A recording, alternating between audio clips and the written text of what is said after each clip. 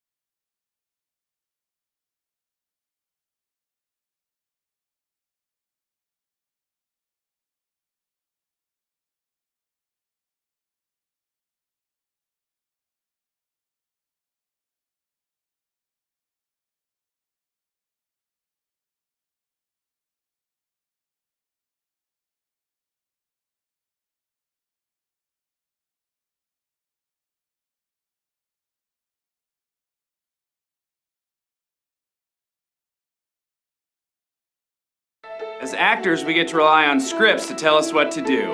Like when to slap someone across the face and when to let someone slap you.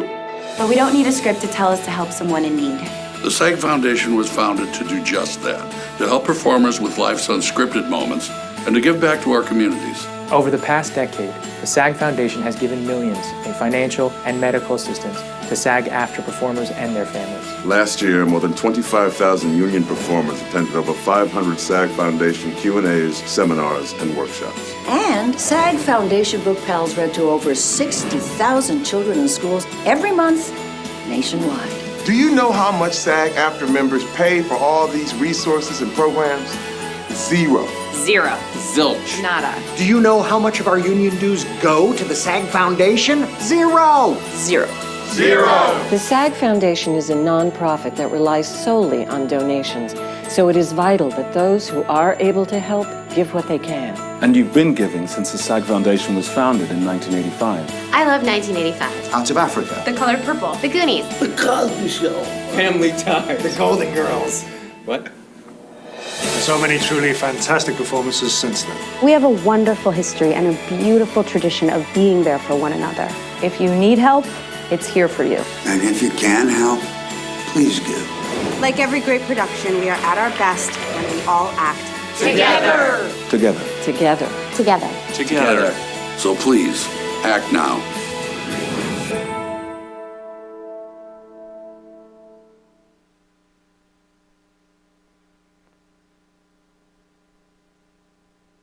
Hello. Here I am. So welcome again. I'm Dennis Baker, the Life Raft Program Director. Thank you for the people in the audience coming. Thank you for those who are watching on the live stream. We really appreciate it. A couple of things. We are trying to be social media conscious. So we're on things like Twitter and Facebook, but more importantly, youtube.com/SAG Foundation is a great resource for union and non-union actors. Every event that we live stream and record is archived at that channel. So you can see over 4 years of Life Raft events, and our 2-hour Q&As and our conversation events are on there as well. So please, if you missed something, go back. That's where you can watch it tonight. Or if you have information that would be great for someone that you know who wasn't here, send them to the youtube.com/SAG Foundation and check out all the videos there. Like, follow, do all those great things, because we're still trying to get the word out to every actor across the country. And that's what the YouTube page is for people living across the country to get this information. So please send, like, and do all those great things. I'm excited for tonight, excited for the information that's about to be shared. So please give a hand to our representatives from the BizParentz Foundation and the Actors Fund.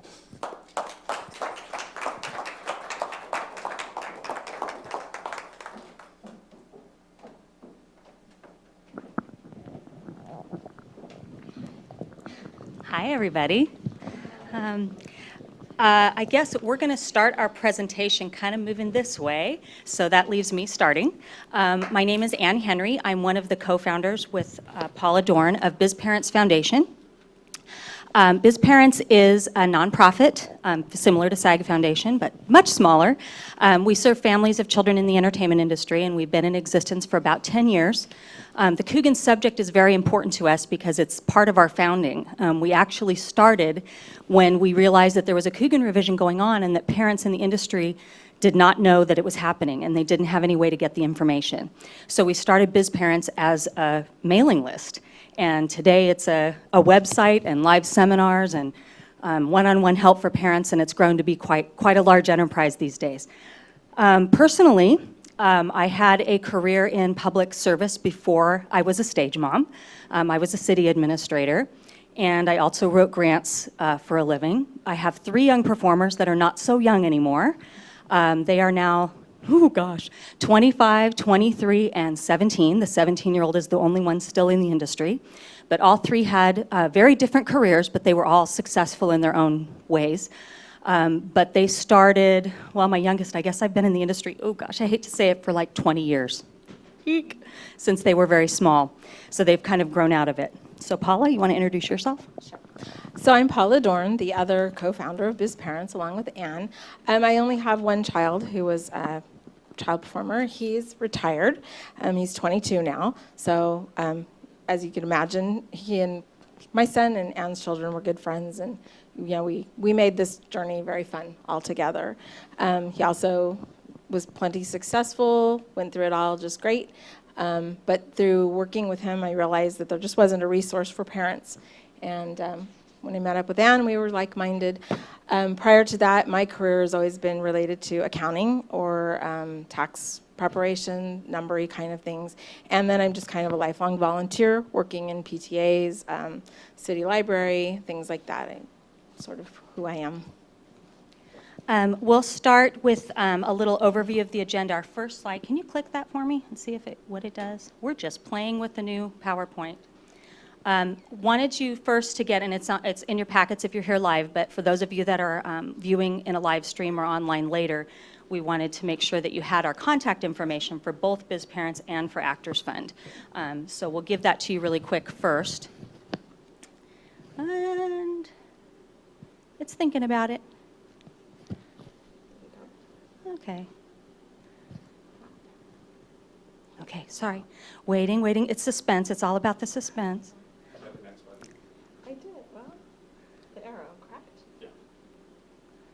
Where do you aim it? Am I aiming too high? That's okay. Sorry. It's okay. We'll get you that up in a second. There it is. Okay, so wanted to have our websites and our email addresses, but again, if you're here live, you have that in your packet. The next page is a quick agenda. We're going to go over a little bit of the history of Kugan and a little bit of the parent responsibilities according to the law. And then we'll hit some practical things like how to track your Kugan and how to find missing money when it goes missing, because it pretty much always goes missing. So we'll do the philosophical stuff first, and then we'll do the practical stuff. So we're going to start with who is Jackie Kugan. Both of these pictures are Jackie Kugan. Jackie was a child actor, early 20s, 30s. If you're not familiar with him as a child actor, it's because he started in silent films. He was very, very successful as a child. One of the first actors really to brand himself and to have merchandising. It's funny now to me that we put so much weight on, say, Shirley Temple Black when she was the same era as Jackie Kugan. Very successful. As he got older in his 20s, he realized that all the money he thought he had earned, which was about $4 million, and that's that time $4 million, not today's $4 million, so a lot.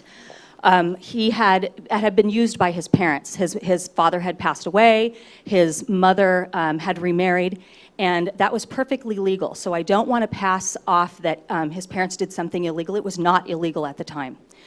But it is the reason that we have the Kugan Law today, because he woke up and realized that his money wasn't there, and his parents had used it as they had the right to do at the time. So quickly after, 1939, I want to say, the state of California passed the first Kugan Law. So we have Jackie Kugan to start with that. Okay. So the history of the Kugan Law, really quickly, in California, in addition to just the bullet points that are here, in your other packet, we did print out a page a little more definitive of Kugan Law quick takes that's available on our website, but you have it with you. And as Anne said, the first law started in 1939, and it was inspired by what had happened with Jackie Coogan, who everyone would have recognized at that time in society. Actually, the Kugan Law is something that really our society still does recognize quite a lot. I'm sure I speak for Anne and all the stage parents that anywhere you go, if you say something about your child being an actor, they might not always know the name or they might not know the right way to say it, but everybody's aware of, there's trust accounts and there's things that you have to do and there's protections for the kids. So that's really good. But sometimes there's a lot of confusion about how it really happens. So the history is really important just to sort of get a sense of how things have changed. So pretty quickly, and right when it started, they blocked 30% of the child's money, and it remained that way for, if I do my math, like 61 years. That law just stayed in effect, that it was 30%, and it was only for jobs that were court-ordered contracts. So big jobs, really, really big work that was earning big money. That was what was protected to start with.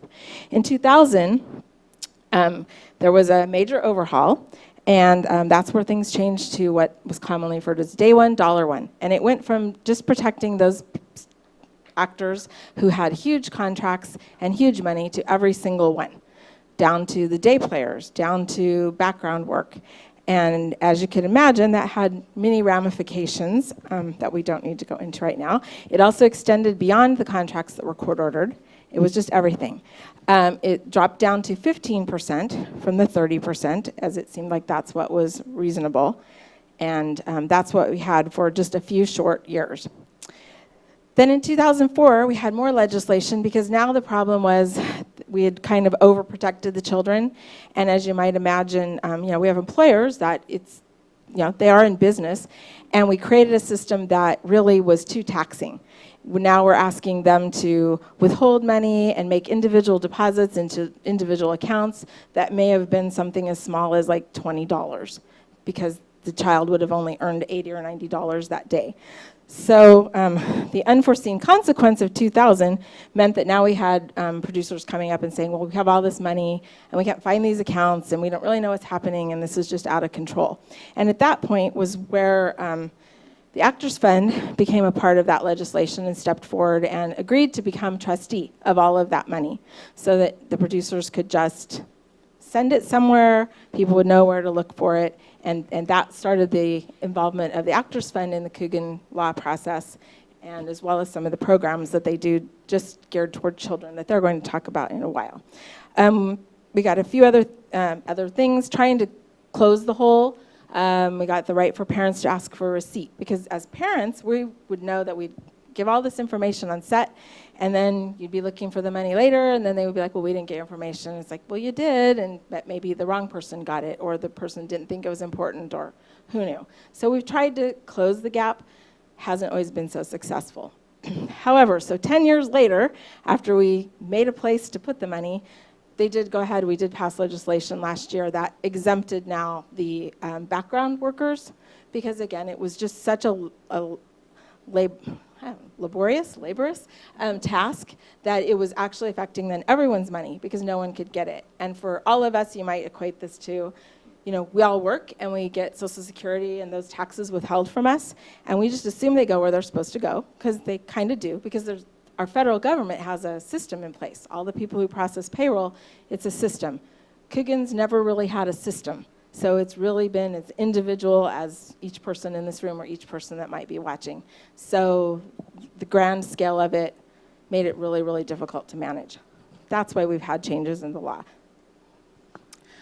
Moving on, who has the clicker? Somebody do the next slide? Okay.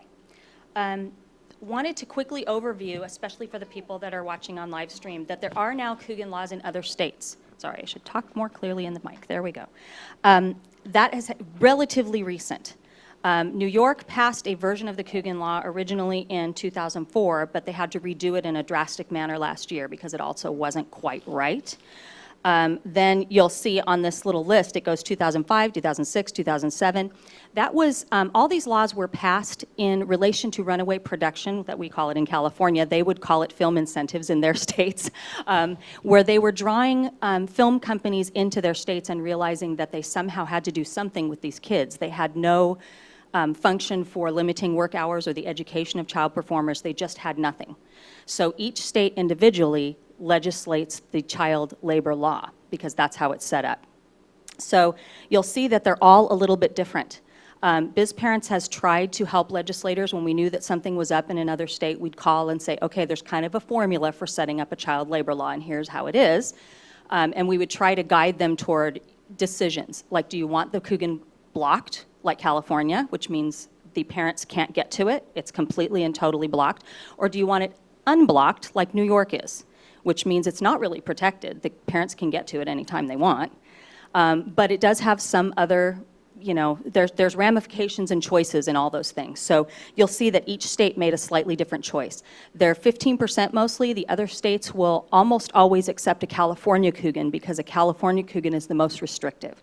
So it's kind of like the toughest law wins. So if you have a California Kugan, you don't have to have Kugans in every other state. However, you'll find that if you're in Louisiana and you open an unblocked Kugan, then you'll find yourself struggling in California to make it work. The other little tidbit here that is interesting, and you'll see why when we talk a little later on the history and how this came about, is that Canada has had a Kugan system almost as long as California, but theirs is handled by their government. So when Paula gave you the example of we pay into Social Security, that's how the Canadian one is. They also have a limit where the children have to make $5,000 before Kugan kicks in. The good of that is that the parents have an opportunity to invest in their kids' career. If they end up just doing a few background jobs, they'll never have to deal with the Kugan thing. It really only hits the kids that are truly working actors. Here, ours is a little more encompassing than that. But it's kind of interesting to me that Canadians have such a different system than ours. And you'll see that the holes in ours probably would have been solved by a little more government intervention or maybe union intervention. Then they just made a different choice. Okay. So again, the Kugan Law, there's very, very distinct parent responsibilities, and as we're kind of hinting, there's some problems with this law, and there's some problems with the way that it all plays out. And Anne and I would both, as parent and family advocates, always say that the main problem is not that the parent doesn't do this. However, many of the lawmakers and the people that they listen to, that was kind of what they were going on. You know, first we want to steal the kids' money, then we won't set up an account for their money, and, you know, we just kind of don't win. But there are specific responsibilities for a parent, so I want to talk just really quickly about that. So the first is you're responsible to open the right kind of account. And as Anne said, in California laws, it must be a blocked trust account.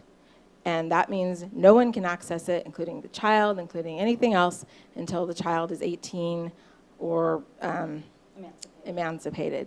There's a couple little, of course, little loopholes there, but for the most part, it's completely blocked. So it doesn't matter what you need it for, it doesn't matter what you're trying to do, it doesn't matter what hardship your family or your child might be having, it's blocked and it remains so. It's also your responsibility to communicate with your employers about if something changes. Thankfully, it's been a little calm, but a few years ago, we went through this mass banks buying banks, and every time that happened, account numbers changed and things changed. And we, as adults and consumers, they send you a new ATM card or they send you new checks, and it's kind of like, Major problem with this system, because you've given a piece of paper to an employer 3 years ago that has that number, and as their, residuals count too, so if they're holding money for residuals, then all of a sudden, oopsie, your bank is gone, your account is gone, and that's a problem. And then they're doing this by the thousands. So it is parents' responsibility to keep in mind that any change to any of your banking structure, you have to not only report it from that point forward, you kind of have to go back to where you were and report it to anybody that might have this issue. And we'll talk a little bit, really easy way that we suggest people do that. On set, you're supposed to give your trustee statement from the bank and your deposit instructions that, again, hopefully get to the right person and they pass it along to payroll. All of the contracts, we're a affirmative action country, and we don't ever say if this is a minor So the payroll person doesn't know they're dealing with a minor. They don't know the age of who they're paying. They don't know to look for something. They don't know it's missing. There's no indication to them that this even was a child unless that paperwork is attached.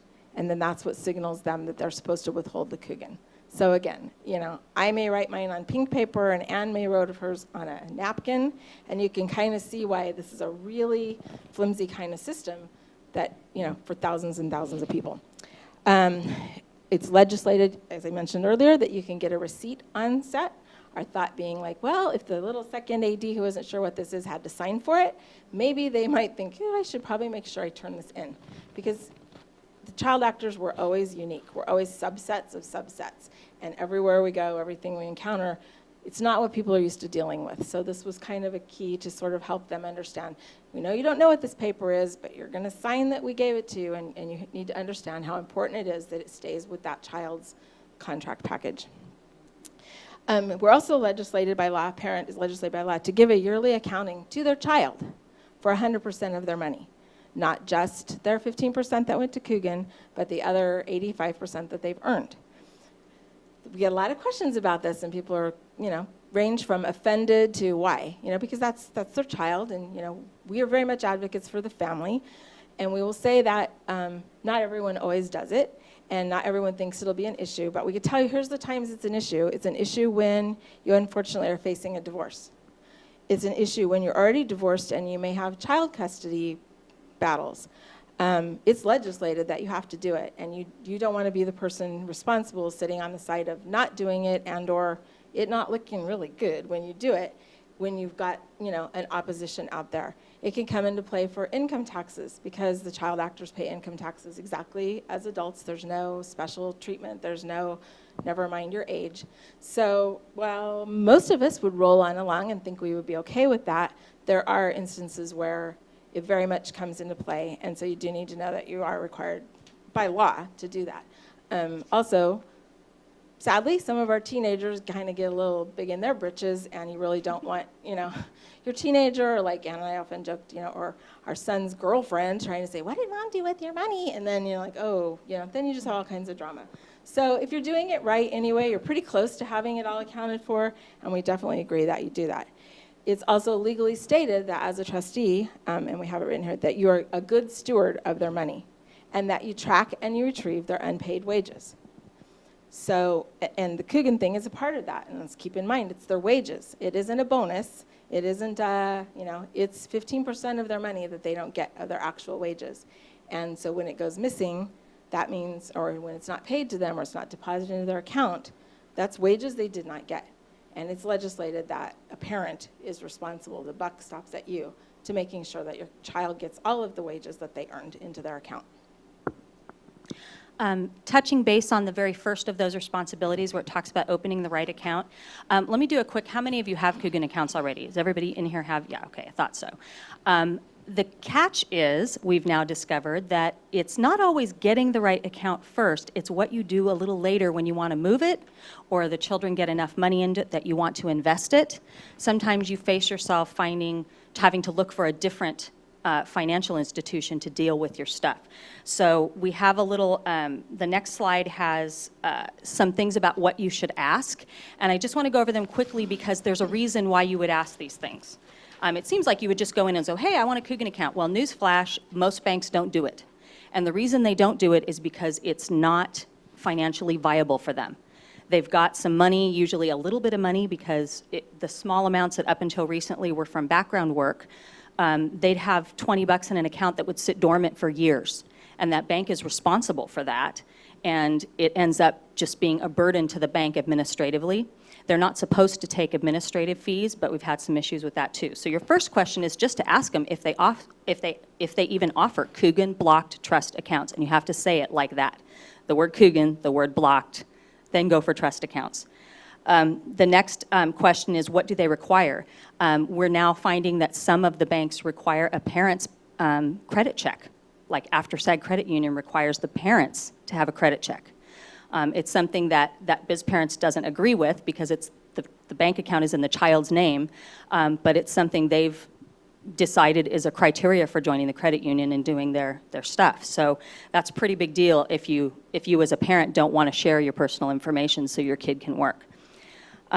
Interest rates, really important. Kugan accounts are very, very poor investments, beyond belief poor investments. It's one of the unintended consequences of legislating this, because banks figured out that if there's a law that says you have to do it, then there's really no free enterprise. They don't need to compete, really, because you have to do one, and you have to do it like in a day, usually, when you first get that job.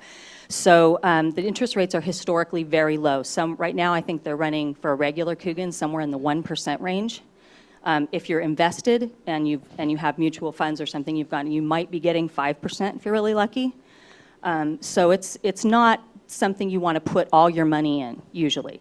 We'll hear some adult actors say, oh, we should make the parents do 100%, put it all in Kugan. Okay, well, it's a little naive. First of all, they have to pay taxes and agent commissions and manager commissions and all the other stuff that every other actor has to do.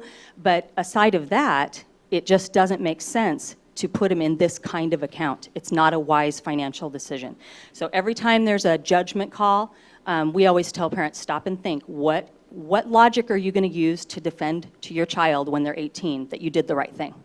If you can say, I didn't put all 100% in your Kugan account because I could get better interest for the 85% somewhere else, then that's a really sound financial decision that you can tell your kid when they're 18. So the interest rate is pretty key. Fees are not supposed to be charged to Kugan. However, there are banks that were doing it. There's a lawsuit right now, actually was filed in 2012, I think, but it's still happening, against Bank of America, because Bank of America was recruiting background actors and their Kugan accounts, and they didn't have very many, their income, their input is not very much. Central Casting says most background actors only work once a year.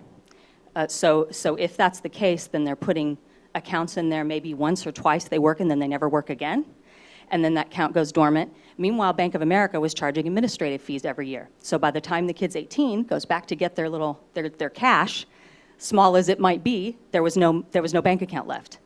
So there's a class action suit by the child actors against Bank of America to tell them that they weren't supposed to be charging fees to begin with. But you should ask, because they shouldn't be, but Bank of America did, and the parents didn't ask, apparently, and now they've got a problem. So ask if they have investment options, because if you are lucky enough to be very, very successful and you end up with, say, $5,000 or more, you're going to want to put it in something besides that little 1% thing. And in a perfect world, it would be nice if you didn't have to move your account to another institution. It's possible to move Kugan accounts. You can have a blocked account and have that money transferred to another financial institution, but it's kind of a pain. And that you've got all the number issues Paula was just saying. Good luck with not having missing Kugan when you do that, because now you've got a few account numbers floating around production land. So in a perfect world, if you're opening an account, you want to ask them if they have investment options. Best case scenario, they will leave your account number the same. In my own case, I can tell you that my kids had accounts where they kept the same financial institution, kept a basic account, and then once that, every time that account got to $2,000, they would transfer it to the investment arm. But all that had the same account number. So deposits didn't tend to get lost as easily because it was all under one account number, even though I was doing multiple things with it to get interest. Lastly, you want to see if they have other account services. This is really important because today you want to be able to log on quarterly, monthly, and see that you got your deposits, and you'll see why that happens in a few minutes when Paula talks about tracking. A lot of Kugan accounts, because they're blocked and because the banks don't like them, will only issue you quarterly paper statements. So by the time you get that quarterly statement and you figure out what all those deposits were, it's already too late and the money's already gone to Actors Fund, because the time frame there isn't quick enough for you to keep on top of it.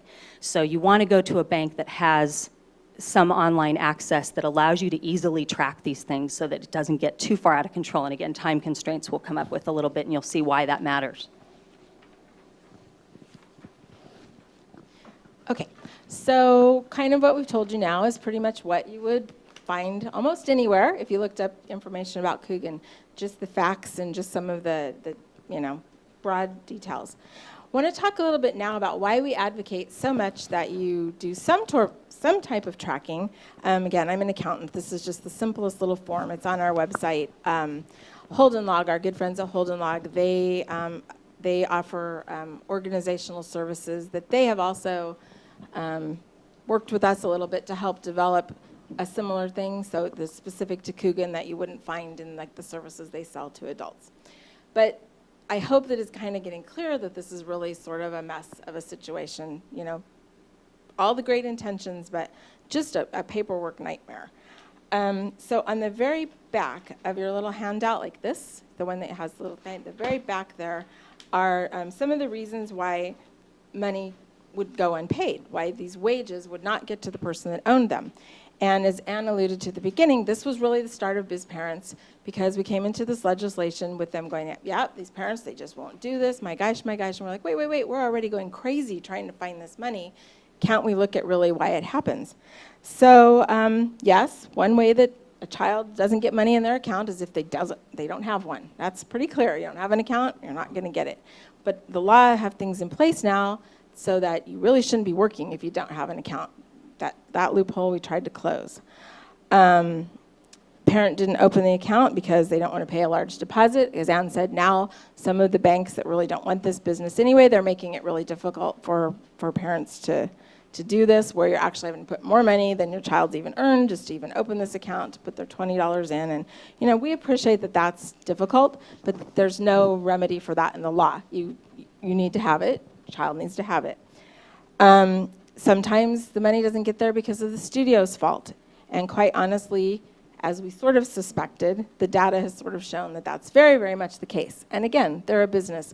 So if I'm paying my clerk here, whatever I'm paying her an hour, and it takes her an hour to chase down or figure out how to make this one particular person's deposit, because they're all unique, and it was for $20, my business decision is, I'm not paying you to do that. That wasn't efficient. When my son worked, we actually, just slightly a little bit ahead of all of our electronics now, the payroll person at his long-term job, actually on her lunch hour, would go to his bank and actually go to the window and make this deposit. She didn't have any other choice how to do it. And we were with a major bank. Again, you just have to think every person's individual thing is very individual, and it's very time-consuming for them to do this. Once they had the law in place that if they couldn't do it because they didn't have it, they could send it to Actors Fund. They didn't have it a lot. It happened a lot, but that's okay. At least it was going somewhere. Sometimes it's just completely unintentional. Like say paperwork that people aren't expecting gets lost, no indication on the contracts that it mattered. Residuals for the people who are actors themselves, you know that, it's very, very common that projects get sold and this person owned it for this distribution and this person owned it for this, and then this person buys it to air it on HBO. These things go all over the place, and at each step the Kugan would apply, but at each step if the appropriate paperwork didn't follow it, it would be something that would be lost. Child turns 18, and Anne will talk a little bit about those specific things you have to do, but you turn 18, you close out the account. Oops, there's some residual, love them, glad they came along, but there wasn't anywhere for them to put that money. That money doesn't get to your child. Bank closes, bank changes, audition payments. Sometimes you have payments coming through that aren't something you expected, and there it goes. Again, bank changeover, bank takeover. Lots of, anytime you think anywhere that this one little piece of paper could get misplaced or misallocated, a good chance that it will. One instance we had, we were, personally, we're talking to an employer and trying to figure out where's all this money, and the answer was, well, that employee, he's sick.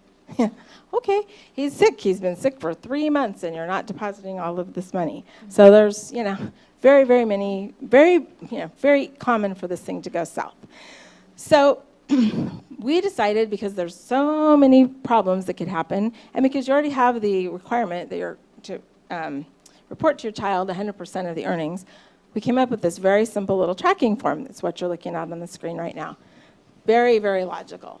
And we really advocate that you do it for every single check. And if you did this for every single check that your child receives, you would absolutely know that they got everything everything that they earned, everything made it into their account, and it comes up in some various really helpful ways. So let me just go through the columns really quickly. They're very simple. So you would write down the work date. You would write down who you worked for. You would write down whatever address or phone number or whatever identifying information you have, so you don't have to go back later to a file that maybe has your contracts in it. This is your little working file. You're going to always keep this guy going. You're going to write down the name, something that identifies it for you, and that's probably where you're going to stop. And then when that check comes in, you can go back to your little working file and you can add the gross payment. You can add the Kugan amount that was withheld. Then you can decide if it was withheld, which is also another problem because we're a unique little subset. It's very few payroll systems that actually have a little word called Kugan Trust. So you're looking at that pay stub, and sometimes it'll be called, what's the word, like when you don't pay child support, garnishment. It'll say, they just picked some other word, or sometimes it'll say nothing, and you actually have to do the math. You actually have to start with your gross amount and deduct all of the deductions you see and see if that equals what you were paid. And a lot of times it doesn't, because they did withhold that 15%, but it's not on there. So, figuring out if they even withheld it is really huge. Then figuring out if they deposit it, equally huge. And then the date that it was deposited kind of fills out the columns that we recommend.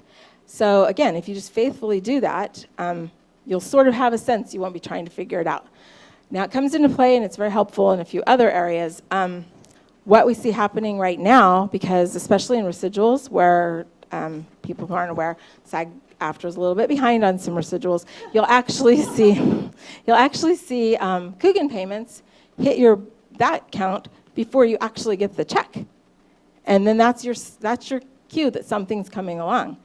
Also, along with it's a sad fact that agencies, managers go under. They go under without having passed along your child's money. Guess what? Your child's money is gone. There was just a manager. Yeah, I was just going to say, Can I jump in on that? No, you can't. Oh, please, please. Okay. The mom, we had a case, well, it's been going on for a couple years, but this happens, as Paula said, very often. In this particular case, it was a manager who took her client's money. For a while, she was doing forgeries of their checks and taking them to cashing places. She tried to declare bankruptcy. Long story short, she was sentenced on Friday to a year in prison and some other stuff. Primarily a kids manager. Almost all her clients were kids. The mom, one of the big victims, wrote me yesterday morning and said, I know you're doing a Kugan workshop and I want you to tell the parents this. It was really important to her because for years she's been fighting this manager thing, and she's been fighting it for all of us as a public service, really, because really she wasn't going to get anything out of this chick. She's going to prison, so she's not going to get her money back or her child's money back. She wanted to tell you that if she would have tracked her Kugan, she would have known that the residuals were missing. It went on for a year of the manager saying, oh, well, they haven't paid you yet. I know it's been 6 months. I'll call casting and see if they issued that check. If the mom had really done this Kugan accounting and seen that there was Kugan deposits but no original paycheck, she would have known that the manager was stealing her money. So she didn't find out soon enough, and because she did that, there was a little bit of her stuff fell out of the statute of limitations for grand theft and some other crimes that she would have done. So really important for other reasons besides all the ones we've talked about, like finding your kid's money and what if you get a divorce and all these other horrible things and accounting to your child when they're 18. But God forbid you have a representative issue. And this happens a lot, probably a few times a year. We have an agent or a manager closing and we have to track through these kinds of stories. So. Yeah, and to just piggyback onto that a little bit, besides closing, you just need to accept that agents and managers, they're least attentive to their child clients. Why? Because the adults who are working, they have mortgages to pay. They know that the kids aren't really seeking out the money. They know that the parents, they've trained us all really well that we sound really, really bad if we ask for our kids' money. So we're the target, first ones that they'll stop paying. And they definitely will stop paying and forwarding on residuals first because, again, they're so iffy. You don't really know when they're coming. You can't track them down like you would if you did a work day. So, kids really, really vulnerable to this. But again, because the company's withholding the Kugan, and if it gets there to your account, then you know there's something coming along. Sometimes there's just mistakes. We surely don't want to make it sound like, every employer is doing something bad. But if you have this kind of information and you can call payroll and you can go, hey, so my kid worked on the date and this was the thing they did. It was this episode and, I got a Kugan deposit in the account, but I haven't seen the original check yet. Or I don't have the Kugan deposit yet. Do you know what happened there? You just make it easier for them. You handle it in a professional manner, as it should be, and you know what's going on. And you know that, gosh darn, every time we work for Warner Brothers, they say, we don't have your account. And then you can say, how come every time we work for you, we have to go through faxing our account and things again? It just empowers you to do a better job, to know exactly where it stands. This is also invaluable come tax time, because I don't know if you've realized this yet or not, but you sort of have the same problems with your W-2s. You're hoping you got all the checks. You're hoping by the time your agent got it and cashed it and took their thing and sent it to the manager, and that you hope you got it. But for kids that are really busy working, this is easy to overlook. If you've done your form, it's really simple. You say, okay, Warner Brothers said they paid me X amount, and I go, yep, they all add up. That's great. You kept your check stubs too, of course, but they might not be in your little working file here.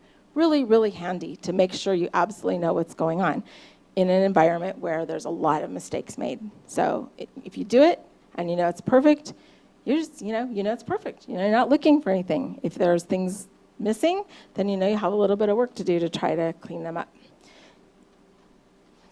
Okay, moving on to, we're going to get back to missing Kugan money in just a second, because that's a little bit, that bleeds into the actor spend presentation, so we don't want to go too far. But I did want to touch really quickly on teen years.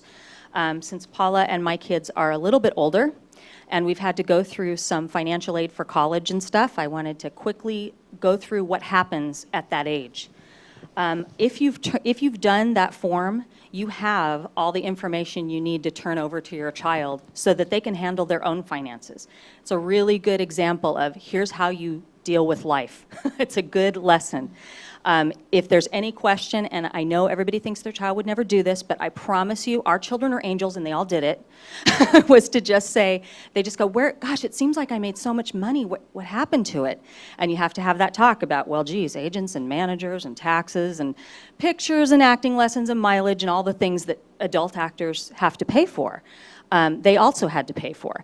But sometimes when they're 18, they don't always have the attitude to accept that quite as easily. So sometimes you need to produce the data, and this is what is great about this form or something similar. So you have to do that when they're 18. You have to be able to give that to them. You want to find any unpaid Kugan wages, and you'll hear Paula and I talk about unpaid quite a lot instead of unclaimed, because we believe that these are the children's wages. You shouldn't have to claim your wages. No adult actor has to run around and say, please pay me, please pay me. They get paid. Child actors and their adult parents aren't claiming the money. It's unpaid wages that somebody messed up and didn't pay you. But at 18, that's when you want to clean all that up and make sure that you have everything. So it may be that you have to write the studios that you worked for, the payroll companies you worked for, and ask them for it. We've given you some sample letters for this sort of thing, so you have some comfortable wording that's not too stage parent-like, but also pretty firm, because if there's a mistake, that they were supposed to have paid you. They didn't give you part of your kid's paycheck, so you should be pretty aggressive in asking for it. Before your child turns 18, you need to write a letter, and again, we gave you a sample in your packet of a template letter, to tell all the people you've worked for their whole life. So every payroll company. I know that, I don't know what everybody's career is, obviously. We all have slightly different paths in this business, but I know that my kids averaged probably 15 or 20 employers in their lives. Pretty much all the studios, talent partners for their commercials, a few print people. There's all this stuff. You need to notify all of those employers that your child is turning 18. You need to give them a copy of the birth certificate so that they know to stop withholding when the child turns 18. And now I'll interrupt you. So, and again, if you did your tracking form, you're not going back through all your contracts and your calendar and your pictures to see what set you were on, because you already recorded all of your work, and you recorded there was a line for payroll company, and so you just pull out your years of those, and your letters are very simple, and you can even include in your letters, they worked this project for you, they're turning 18, don't withhold Kugan anymore, whatever the case may be. So it's all geared to have you do a really effective but yet efficient job. when they turn 18 or slightly before, you also want to check and make sure what your bank is going to require to close the account. Every year to this day, even though this law is more than 10 years old, we still have banks saying we need a court order to close that account, which is not true, but they still try it. So you want to be able to ask that bank, okay, who do I really talk to about closing this account, really? Some of the older accounts, it doesn't happen so much anymore, but my older son had one of the court-ordered accounts that was pre-2000, that was a 30%er, and we did have to get a court order to close it because they had incorrectly written the court order when he was 7. So sometimes that happens, but most of the time, a regular Kugan account does not need a court order to close. They just need to bring in a certified copy of their birth certificate, usually.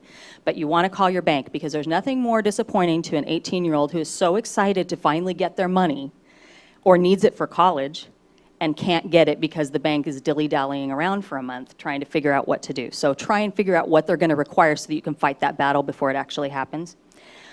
College planning. Biggest tidbit I got the last year was from a financial college planner because my youngest daughter is applying to school. She's going to school. She's in her senior year, graduating this year. Guess what? So excited. The blocked Kugans in California no longer count on the financial aid forms for college. Huge! Up until just recently, all your Kugan money would basically screw your kid out of financial aid. So it ended up being really bad for kids. And we saw a lot of child actors going to community college for a couple years to get their Kugan money, waste it, so that they could actually get financial aid at a good institution. Really disappointing, really frustrating for families that thought they had done everything right. And then they get there and find out that what they thought was a good college savings thing turned out to be bad for them. It especially hit the middle of the road, not the people who had $1 million in their Kugan and not the people who had $5,000 in their Kugan, but the people who had $60,000, $80,000 in their Kugan. The good news is there's a law passed about 4 years ago that said that blocked Kugan accounts that are blocked by a court, by someone else, or by a law, like ours in California, do not count on FAFSA forms. FAFSA is the federal general financial aid form you fill out to go to college, and you'll put your parents' income and you'll put the kids' income and all that on it, and that's what determines for every college what they're going to give you in aid. So it's really crucial that that does not count now.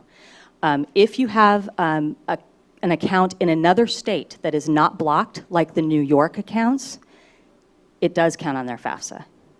So their tactic in college planning would be slightly different. If I was in New York and my kid turned 18, I'd be figuring out a way to put that money somewhere else. I think I would, as a parent, spend it on something for the child because they can. Remember, the parents can get to it in New York because it's not blocked. So I think I'd be getting them some braces or something for the benefit of that child so that that account was not sitting there with a load of money when it's time to do the FAFSA forms. So really good news for California, and everybody else had to work around anyway. So.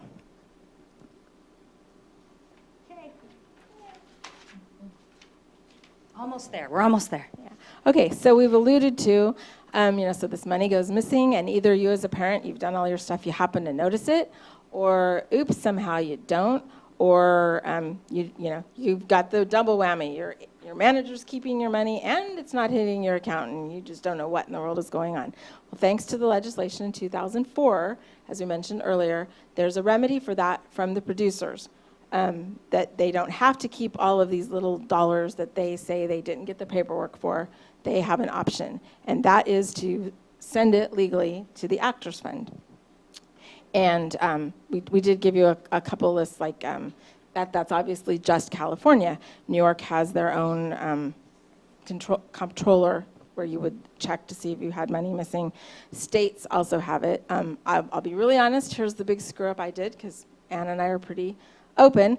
So I was really proud. My son turned 18, and I put him off with this, you know what, you don't need that money right now. You know, you're not doing anything. You're still living at home. Your college is affordable. Let's just let it sit. Well, I let it sit until it went to the state of Washington, where we were living at the time, because there was no activity in the account. So kind of boo-boo on my part. But, we were in the process of getting it back. So that, in that case, it went to unclaimed property in Washington, which never thought that. Well, that and I would had happen. some go to unclaimed property this last year as well, Yeah. from Disney, who should have sent it to Actors Fund. For whatever reason, they sent it to the state unclaimed department. So you have to be creative. You have to think outside the box. But the process now that everybody is counting on and putting all their faith in is the Actors Fund and the Unclaimed Kugan. So that leads us to these ladies here. Take it away. So I'm Tina Hookom. I'm the Director of Social Services for the Actors Fund in the Western region. And I'm just going to give you a quick snapshot of the Actors Fund services in case there's people in the audience that have never heard of the Actors Fund or there's folks with us that are live streaming. And most importantly, we're going to just briefly touch on a couple things, and just to know that I would encourage you to go to the Actors Fund website, actorsfund.org, and get more information about the services I'm talking about, and as Ina goes into how the Actors Fund relates to Kugan. So the Actors Fund is a national not-for-profit organization that provides services, free and confidential services, for folks that work professionally in entertainment.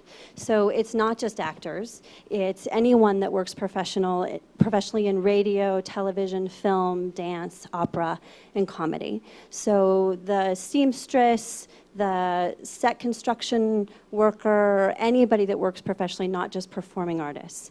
And the Actors Fund has been around for over 130 years. We have offices in New York, Chicago, and Los Angeles. And that's relevant in the fact that if you would find yourself working in any state of the 50 United States and you're needing some support, you find yourself in a crisis or transition, you should be thinking of the Actors Fund, because we would be able to support you wherever you're working nationally or find yourself working.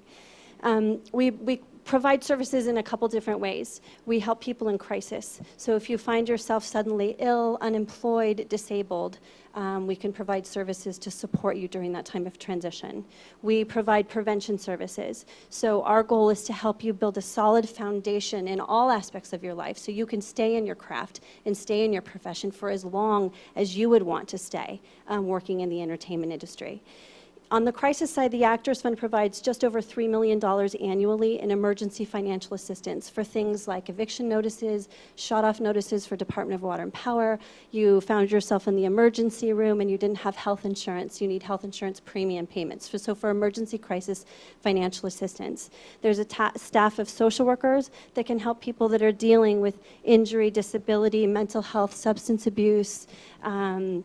We run all kinds of groups and seminars, all that are free for people that work professionally in the entertainment industry. On the prevention side, we have a full complement of financial wellness programs, and this is in a way that we relate to Kugan. We help people find affordable housing. We help people develop sideline jobs and parallel careers, health insurance benefits, how to navigate covered California, or the ways that our health insurance reform is changing and reshaping us. So again, the Actors Fund is a resource that everybody that's working professionally in the entertainment industry should know about in whatever moment you may find our services, or a colleague that you know of may find our services and need some support.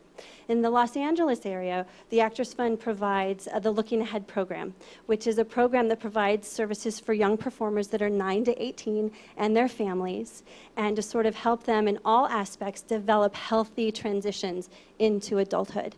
And if you're in the audience, or if you're watching us live stream and you do not know about Looking Ahead and you have a young performer, I just want to do a quick shout out that I hope you would go onto the website and get connected. It's a really wonderful way to provide support for your young performer and your family. So I'm going to turn it over to Ina, and Ina's going to walk through how to access your Kugan account, and you would be working with Ina to work through this process. Thank you, Tina. Hello, everyone. Good evening, and hello to all the live streamers that are tuning in.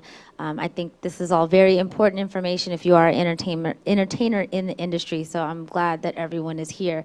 As Paula and Ann have indicated, there are a lot of things that can slip through the cracks, and I personally, and the Actors Fund, we believe that it's important that people do end up receiving the wages that they've earned. So I'm one of the administrators of that at the Actors Fund. So I just want to I'll first go over the Actors Fund role in Unclaimed Kugan.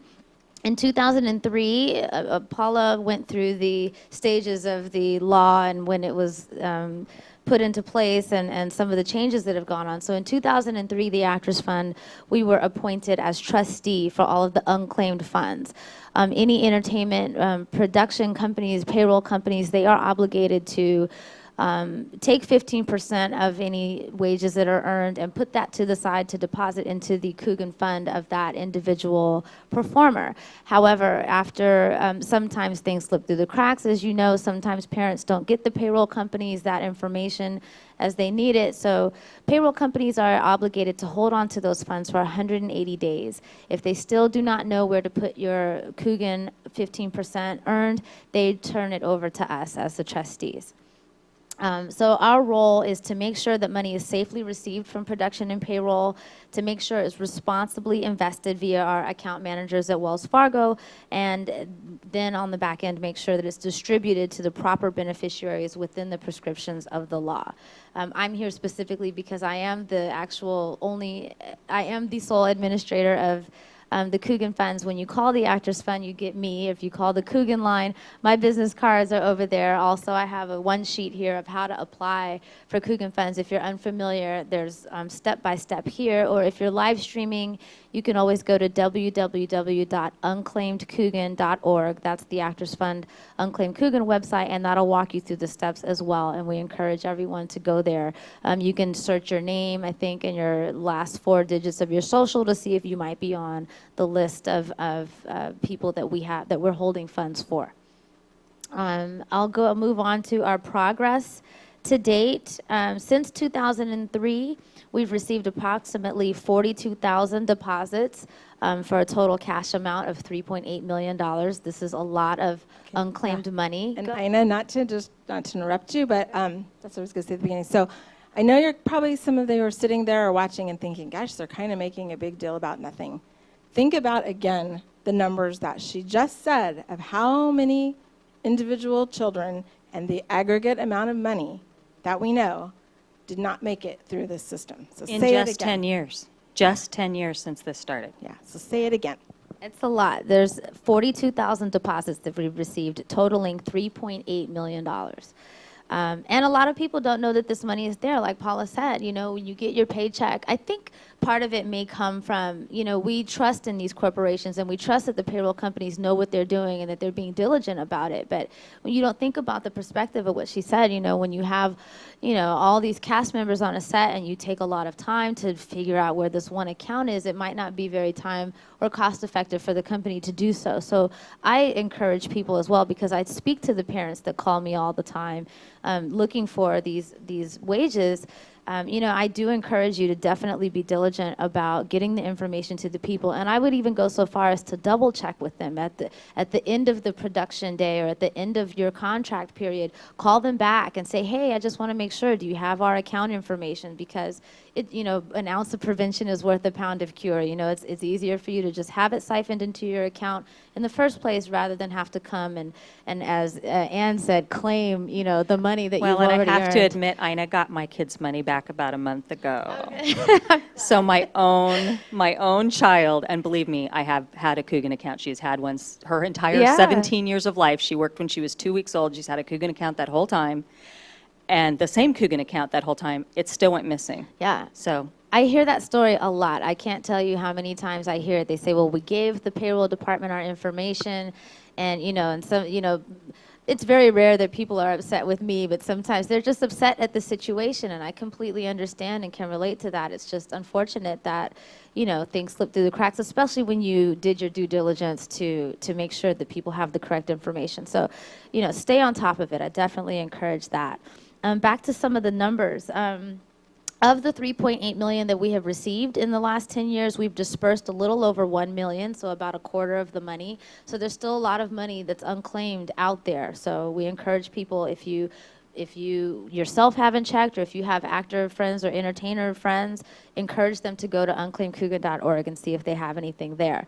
The largest number of our deposits, about 26,000 of them, of the 42,000 received, are less than $25. That goes in, speaks to the background performers and things like that. Those are very small checks, and that's why I think the amendment to the law was made so that now, starting in January of 2014, those smaller payments are no longer withheld, because also it's kind of logistically sometimes doesn't make sense because when you're claiming your money from me, you're required to have to verify your identity, and if you live in Ohio and you can't come in to me, you have to pay a notary to have a notarized affidavit so I can prove. And if your payment is only $20 and you have to pay the notary $15 to notarize this document for you, sometimes it doesn't make very much sense.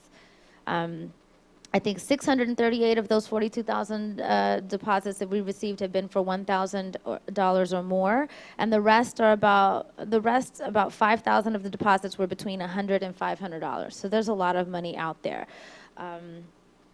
Let's see.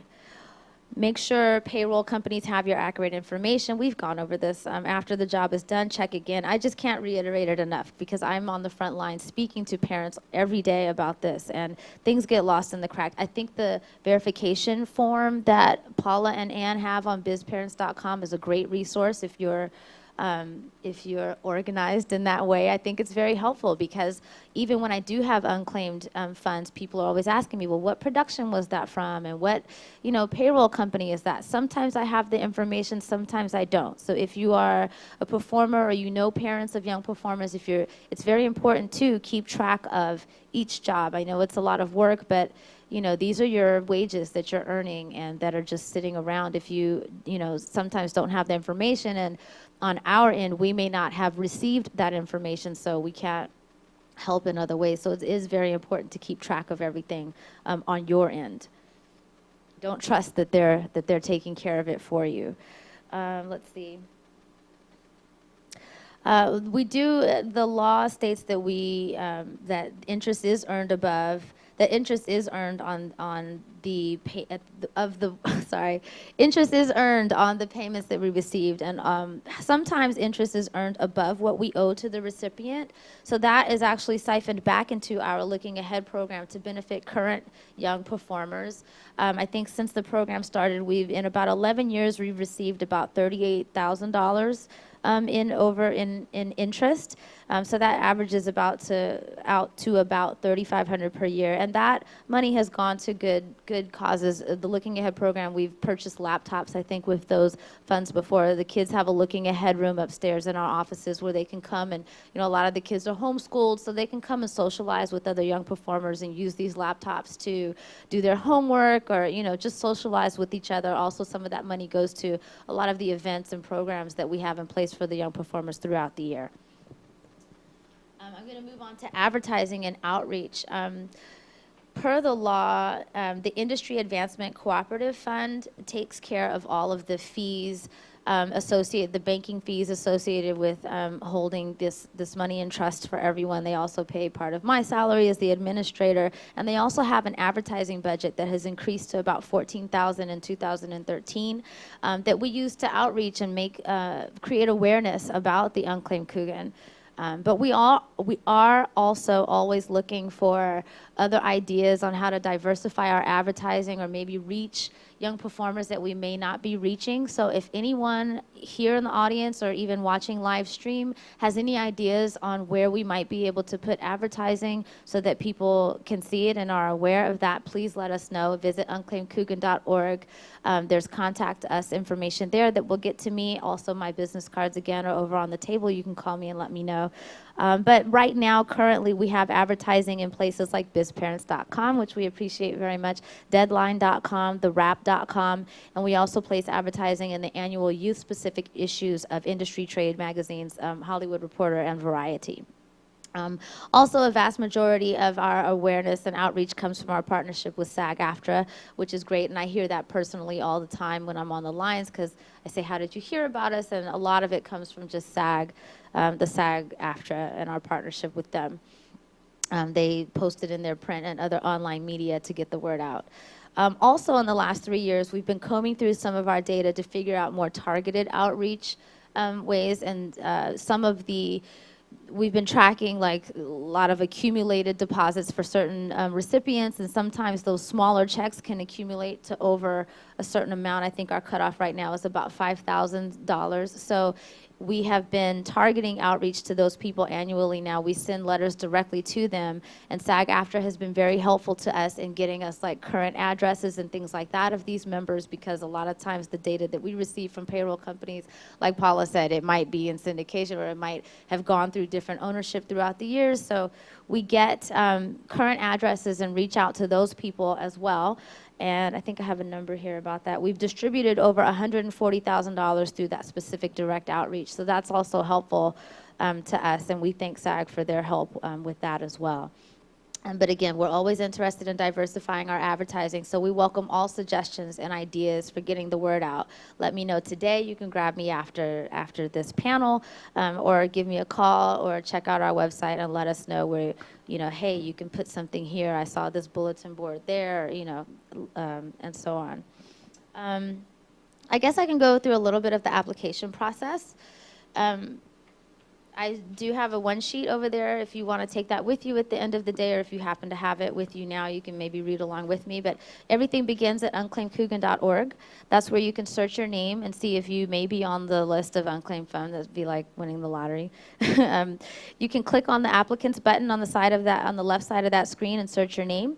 If you find a match, there's a tab there that says beneficiary application. You would download and print that out and fill it out. It's a very simple, straightforward application.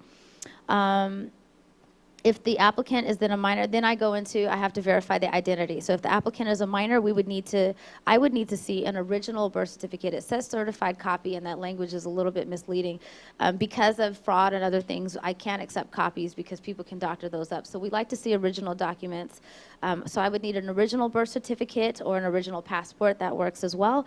And the trustee statement from the bank. I think Paula and Ann touched on that. The trustee statement from the bank will list what kind of account they have, and what they said earlier is very important. It is very important when you're going into these financial institutions to make sure that you are getting a blocked Kugan trust account, because a lot of times I go through this process with people, applicants, and they just have a blocked account, but if it's not Kugan, I can't disperse funds to it. So that is very important on the front end when you're opening your account to make sure that it is the proper type of account.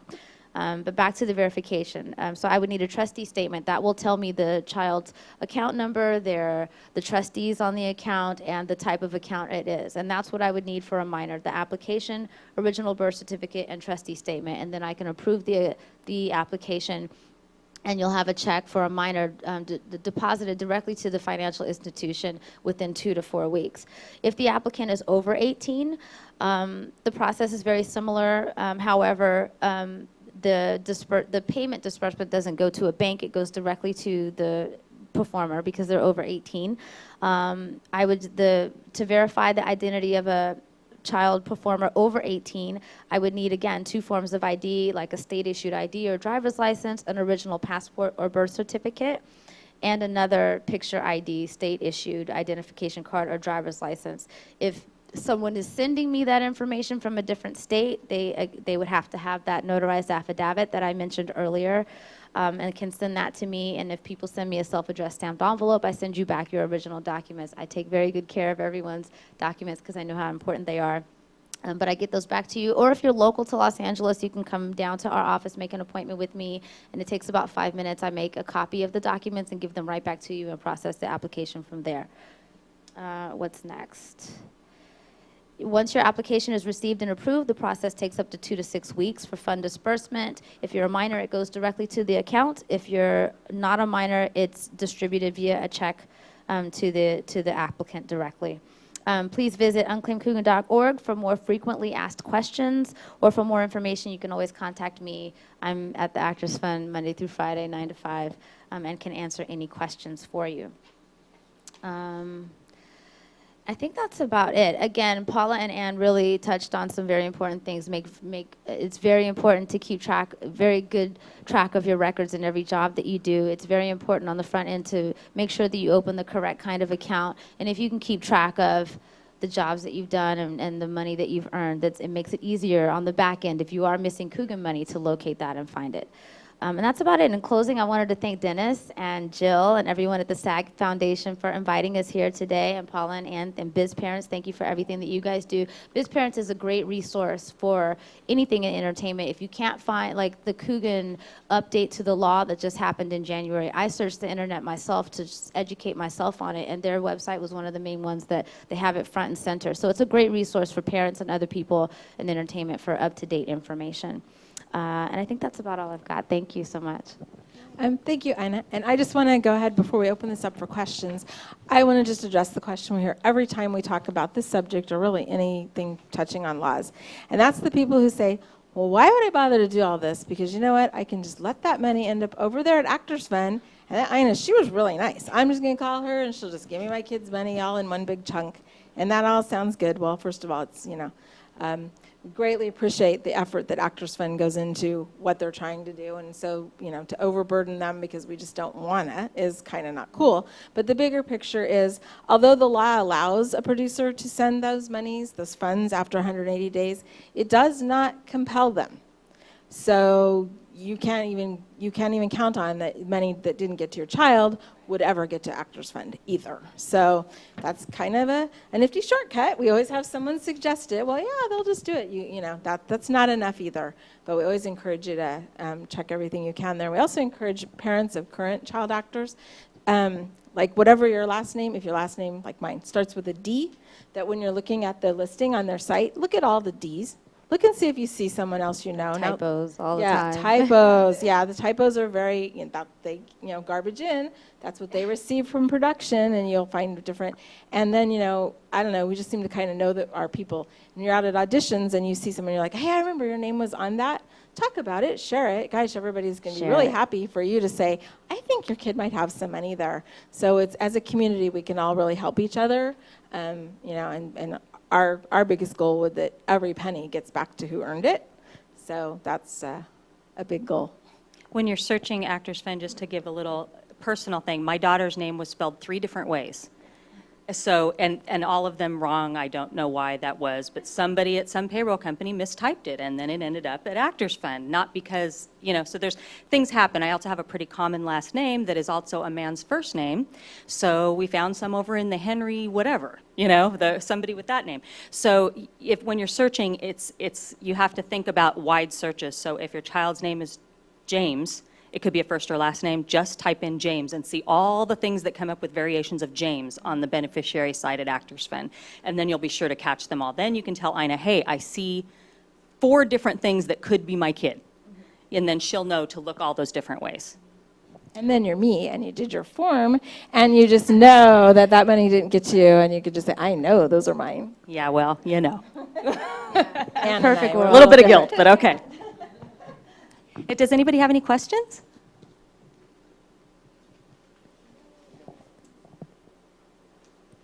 Thank you guys for presenting all of this information. I'm Keith Coogan, Jackie Coogan's grandson. Hey, welcome. I really appreciate the hard work you guys have done, and thanks for finding all the lost money. Even as adult performers, we go to the state and find our unclaimed funds. My grandfather's name was spelled wrong on SAG Unclaimed funds, just on the adult portion of the site. Seriously? Jackie Coogan's name was spelled wrong, so it's very common, and that's a great note to kind of track that down.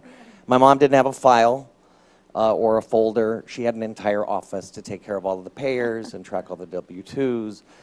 And as Jackie Coogan's daughter, she was compelled to know where every penny was above and beyond just the 15%. We went to court, and she would cheekily ask for 30% to be put in his account. They're like, you don't have to. That was the way my mom was. So I thank you guys for the hard work. I hear a lot of, and this happened a year ago, I was on a set, and somebody asked the second AD, how was yesterday? Apparently they had and he said, oh, we had a lot of kids, and it was those damn Kugan accounts and the paperwork. And I hear a lot of words like difficult, and I hear a lot of words like, we have to attach this extra paper or whatever. And I love that everyone is going through that extra step. The kids earn it.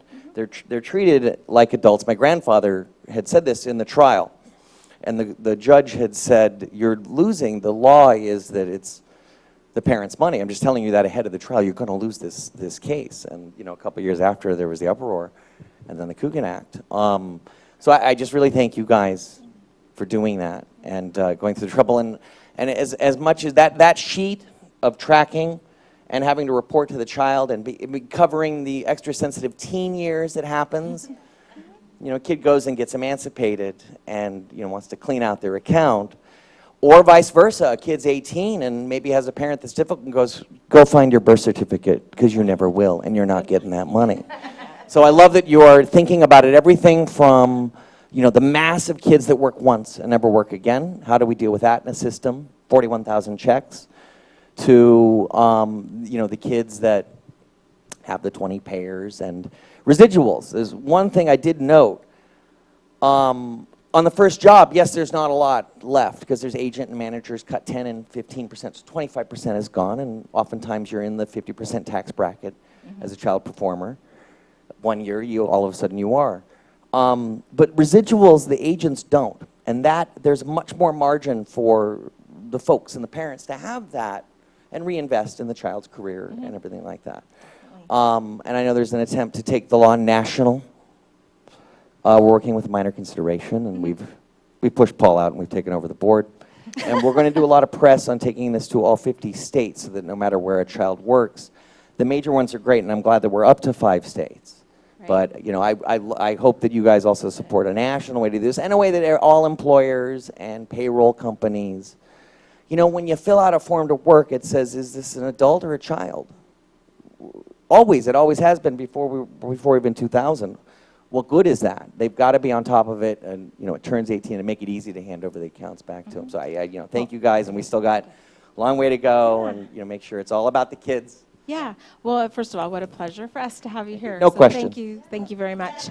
And as far as national, yes, we do know there's a push for it, and we very much believe in it in theory and in practice. But we really feel like we've got to improve a little bit, you know, on the process, right? And so national, if we could do it federally, where it actually became part of payroll process, that'd be a huge step to improving in it. And we don't want to see each little state, as we're kind of seeing, popping up with their own thing, because now you have to figure out a lot of the money that's missing that I've been able to locate for them. Their kids in New York. I bet you those kids didn't even step foot in California. They happened to work for a California production company. Money got withheld with them. They don't even know. Okay, so now you've got 5 states that have their own thing.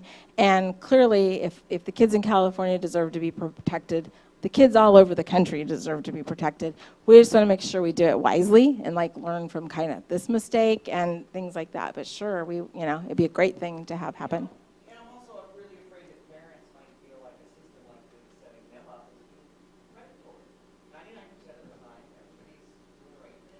Right. Exactly. Well, we're very accused of being predatory. You know, it's a, yeah.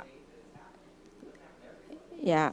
Our society very much paints us in a predatory manner, which makes it really difficult. It's why a lot of parents don't like to call and ask for money, because they don't want to sound like, where's my kid's money? Where's my kid's money? So it's kind of a double-edged sword.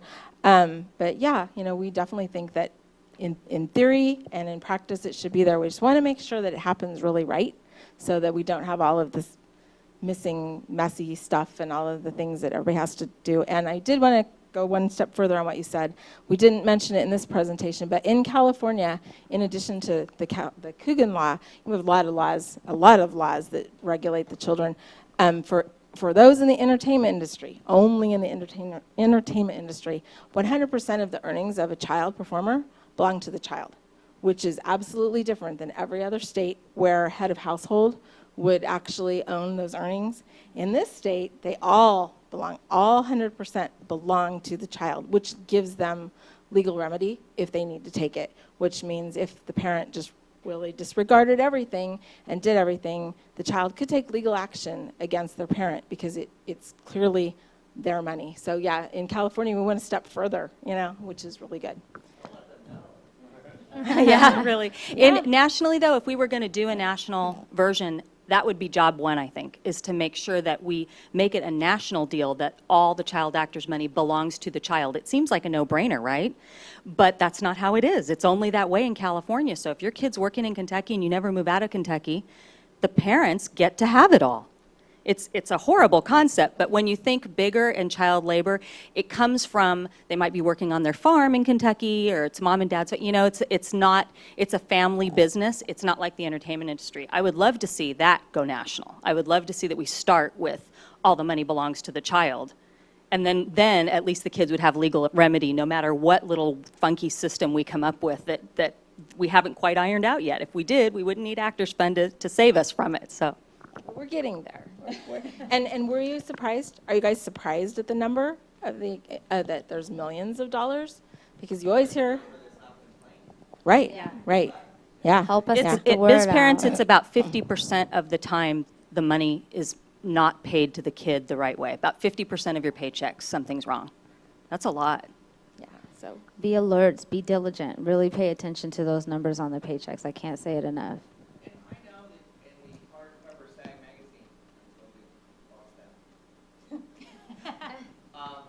There was always tons of ads for next Kugan accounts, big ads, big words, call here, call now, so you guys can create tips on things that are very.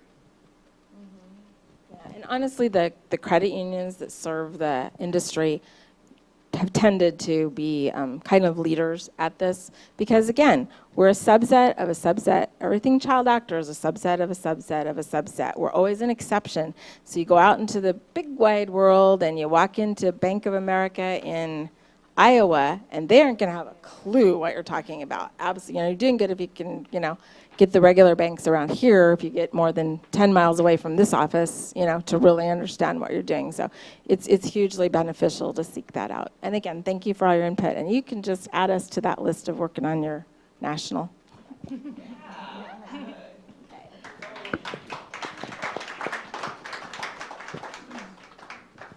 that's the end of the live stream. If you guys, they'll be here for any questions. If you have any questions, great. If not, make sure you got the materials, drop off the surveys, and thanks for coming, guys. Thank you. Thank you so much.